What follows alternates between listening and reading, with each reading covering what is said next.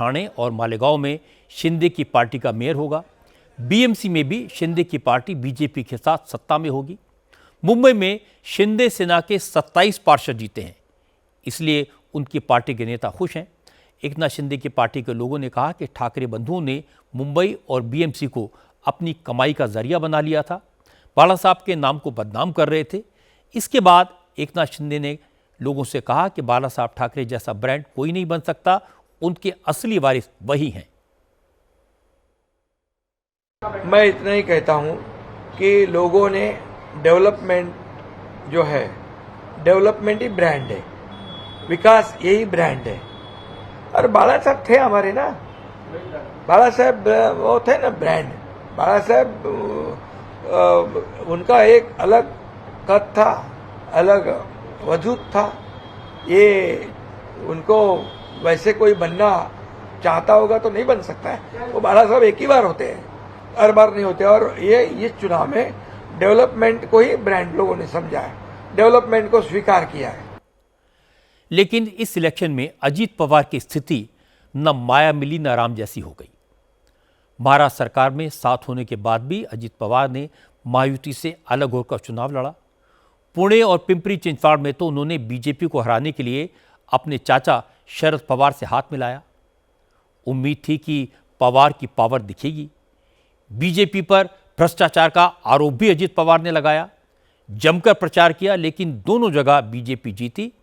अजीत पवार की पार्टी सिर्फ एक नगर पालिका अहिल्यानगर में जीती है। चाचा भतीजे के साथ आने का कोई खास फायदा नहीं मिला। अजीत पवार के लिए इतना संतोष जरूर है कि उनकी पार्टी के पार्षद शरद पवार के गुट से ज्यादा होंगे। भतीजा चाचा से आगे निकल गया। शरद पवार के हटे की पार्टी की हालत तो असदुद्दीन ओवैसी की पार्टी से भी ज्यादा खराब हो गई। महाराष्ट्र में ओवैसी की पार्टी के 100 से ज्यादा पार्षद जीते हैं। महाराष्ट्र के 12 नगर निगमों में जहां जहां भी मुस्लिम वोटर्स की संख्या ज्यादा है, वहां एआईएमआईएम को कामयाबी मिली है। बीएमसी में अब तक एआईएमआईएम के 8 पार्षद जीत चुके हैं, जबकि पिछली बार उसे 2 ही सीटें मिल पाई थी। इसके अलावा महाराष्ट्र के 5 शहरों में एआईएमआईएम डबल डिजिट में पहुंची है। सबसे ज्यादा 33 सीटें औरंगाबाद में जीती है। मालेगांव में 21, नांदेड़ में 13, अमरावती में 11 और धुले में ओवैसी की पार्टी ने 10 सीटों पर जीत हासिल की है।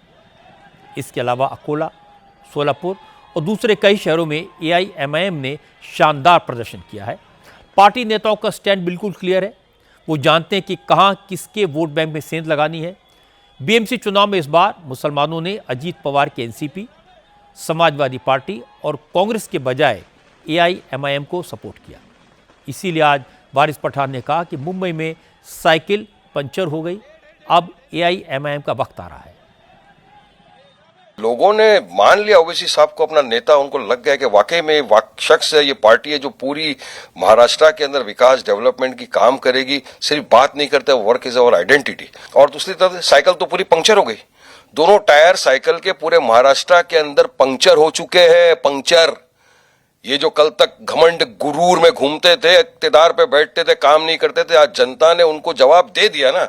जनता का मैंडेट है ये कि अब जो काम करेगा, जो साथ में साथ कांधे से कांधा मिलाकर रहेगा, उसी के साथ जनता जाएगी। बाकी ऐसे खोखलों को तो सबक सिखा दिया पूरी जनता ने। अब एक नजर कांग्रेस की हालत पर डालते हैं।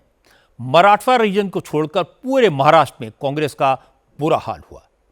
कांग्रेस को लातूर, परभणी और चंद्रपुर में जीत मिली है। इन तीनों म्युनिसिपल कॉरपोरेशंस में कांग्रेस का मेयर बन सकता है, लेकिन ये तीनों छोटी नगर पालिकाएं हैं। कहीं भी पार्षदों की संख्या 100 से ज़्यादा नहीं है।